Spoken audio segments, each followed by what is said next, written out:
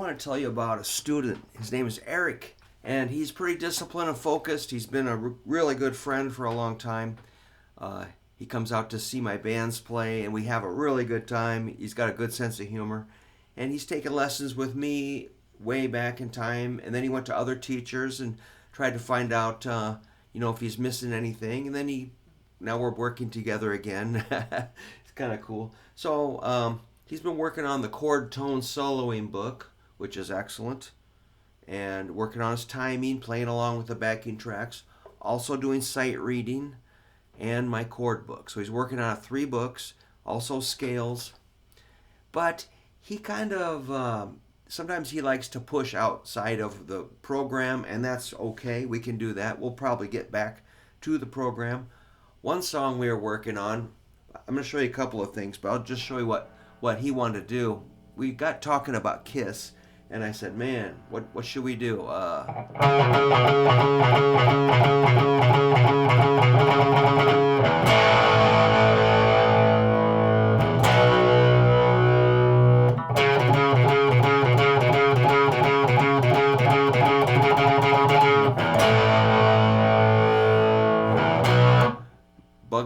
Bug. Having a little motor skill trouble. But, that song it may be kind of an old classic song, but man, that's not that easy to go. Bug. So it's kind of a good skill challenge. So we started that. And then he came in last night and he goes, I want to work on some blues soloing. I want to make it work, over... I think he's referring to the chord tone soloing book. He wanted to actually apply that to a jam. I'm like, all right, let's make a chord progression. And I made 12 bar blues, first row or first 4 chords is A, D, A. Second row of chords, D, D, A. Third row of chords, E, D, A, E. Typical 12 bar blues. And I was showing him some licks you could put onto that. Something like, say, your A. I think I played through it, improvising my own style. And he's like, what's that? How did you do that? How did you put that together? I'm like, well, first of all, I'm kind of drawing from stock licks. Like the first one I did was something like,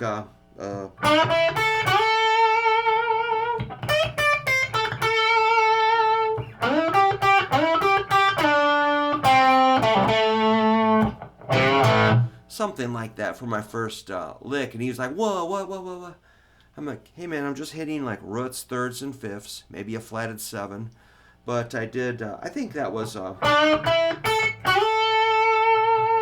we spent a little time on that lick. That's the classic bend. 3rd string, 7th fret D, bending up to E. Use your ring finger.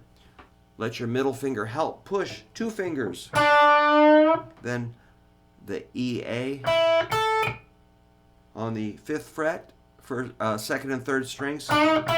Then slide into that A. 10th fret, 2nd string with your ring finger. You can go like a whole step, about 2 frets or more. And then from there, you can do pretty much cliche, overused, but still killer stuff. That's a D going up to E. Remember that? D to E.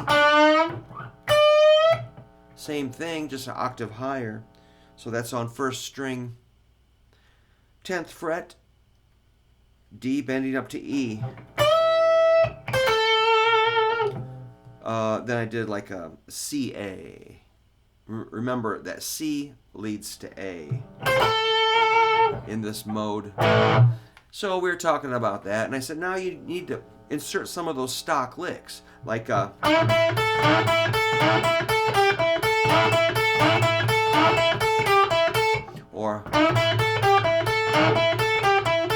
just, and then shove it up to D.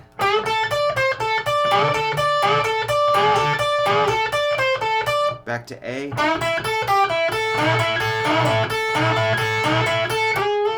Oops, then an E, D, A, E. Alright, that sounds a little ham-fisted, but it is a method to at least play the chord changes. So you're not having to overthink it, you're just moving it from A at the 5th fret, D at the 10th fret, E at the 12th fret. The same kind of layout, geometry. So we got him, I wrote out a few of those types of exercises. I said, put it all together, man, and I'll see you next time. But I was just saying, now you're going to play it over something like a...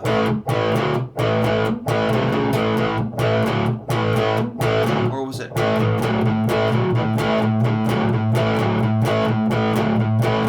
Or...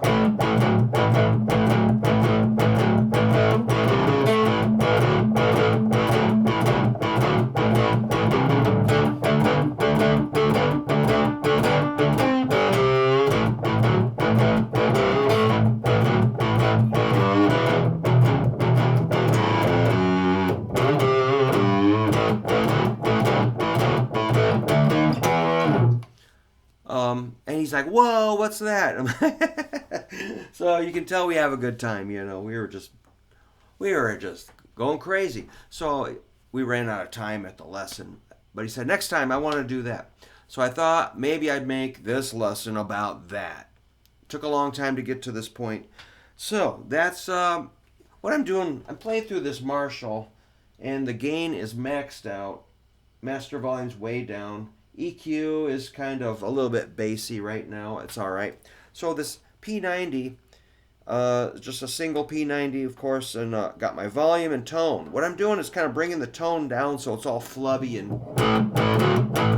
versus. And you can play with it, bring the volume down, clean it up a little bit. So it's, or...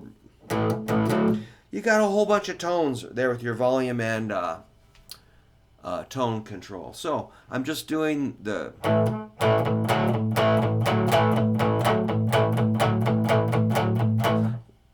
Whatever. You can swing it or make... Here's straight. Straight's cool, or make it kind of shuffle. Or make it a little bit funky.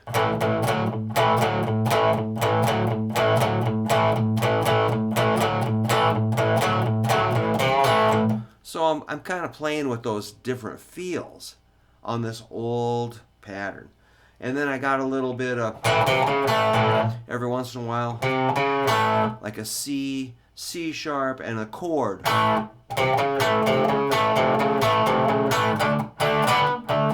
Or I might go, get the dominant 7 in there.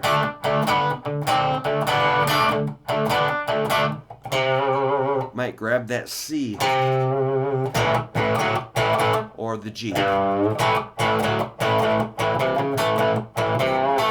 Or that. Kind of like.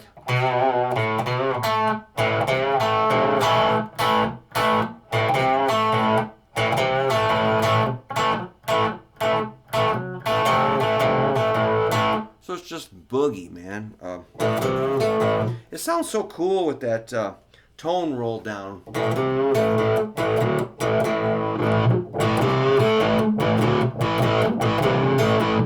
So, man, I'm not going to tell you to do this or that. It's you find it yourself.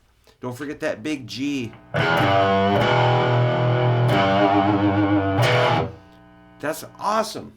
So see why I'm so excited about notes? If you don't know like what a G is, how can you even do that? That's why I kind of harass people to learn their notes. Then we can communicate.